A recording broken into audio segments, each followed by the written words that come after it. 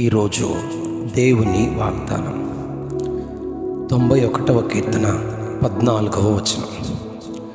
అతడు నన్ను ప్రేమించుచున్నాడు గనుక నేనతని తప్పించెదను. అతడు నన్ను ప్రేమించుచున్నాడు గనుక నేనతని తప్పించెదను.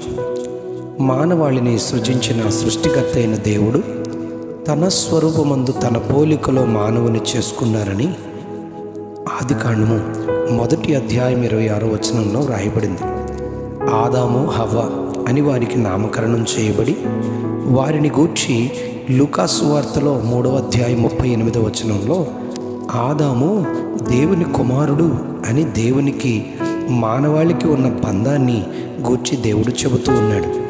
ఎలాగూ తల్లిదండ్రులకు పిల్లలకు మధ్య బంధమో దేవునికి మానవాళికి ఉన్న బంధాన్ని మనం అలా గుర్తించగలం. ఒకరినొకరు ప్రేమ బంధంలో కొనసాగుతాం, తల్లిదండ్రులు పిల్లలు. అలాగే దేవుడు తన ప్రేమ బంధాన్ని మన ఎడల కొనసాగిస్తూ ఉన్నాడు. సామెతల గ్రంథం 8వ అధ్యాయం 17వ వచనంలో నన్ను ప్రేమించు వారిని నేను ప్రేమించుచున్నాను, నన్ను ప్రేమించు వారిని నేను ప్రేమించుచున్నాను అని దేవుడు తన ప్రేమను గురించి చెబుతారు. దేవుని ధర్మశాస్త్రంలో మానవాళికి దేవుడిచ్చిన 10 ఆజ్ఞలలో మొదటిది ద్వితీయోపదేశకాండం 6వ అధ్యాయం 5వ వచనంలో నీ పూర్ణ హృదయముతోనూ నీ పూర్ణ ఆత్మతోనూ నీ పూర్ణ శక్తితోనూ నీ దేవుడైన యెహోవాను ప్రేమింపవలెను అని రాయబడింది. అలాగే నిన్ను వలె నీ పొరుగు వారిని ప్రేమింపవలను అని ఆయన ఆజ్ఞాపిస్తారు. మానవాళిలో దేవుడు పెట్టిన ఒక బీజం ప్రేమింపబడాలని, ప్రేమింపబడుట ద్వారా మనం ఎంతో సంతోషాన్ని, ఆనందాన్ని, ఆరోగ్యాన్ని, ఆశీర్వాదాన్ని పొందుకుంటాం. ఇది మొదట దేవుని నుండి పొందుకోవాలి. ఆయన ఇలా అంటారు, మొదట ఆయన రాజ్యాన్ని నీతిని వెదికినట్లయితే అప్పుడు అవన్నీ మీకు అనుగ్రహించబడతాయి అని మత్తయి సువార్త 6వ అధ్యాయం 33వ వచనంలో గమనిస్తాం.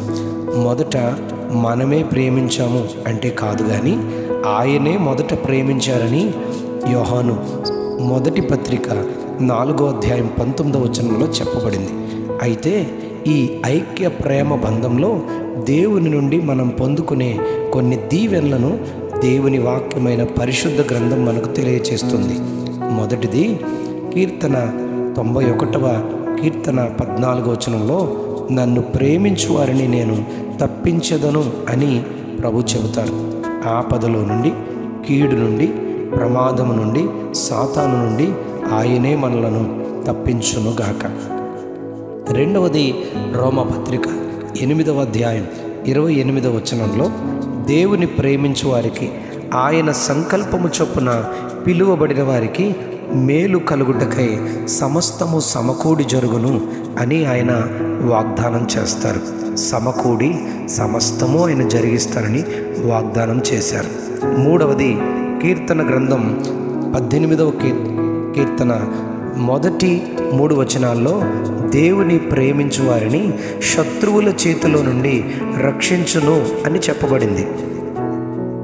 నాలుగవదిగా పేతురు రాసిన మొదటి పత్రిక 1వ అధ్యాయం 8వ వచనంలో మనము ఆయనను చూడకపోయినను ప్రేమించుచున్నాము గనుక మన విశ్వాసమునకు ఫలముగా ఆత్మరక్షణ పొందుచు చెప్పనశక్యమును మహిమాయుక్తమునైన సంతోషము గలవారై ఆనందించుచున్నాము అని చెప్పబడింది.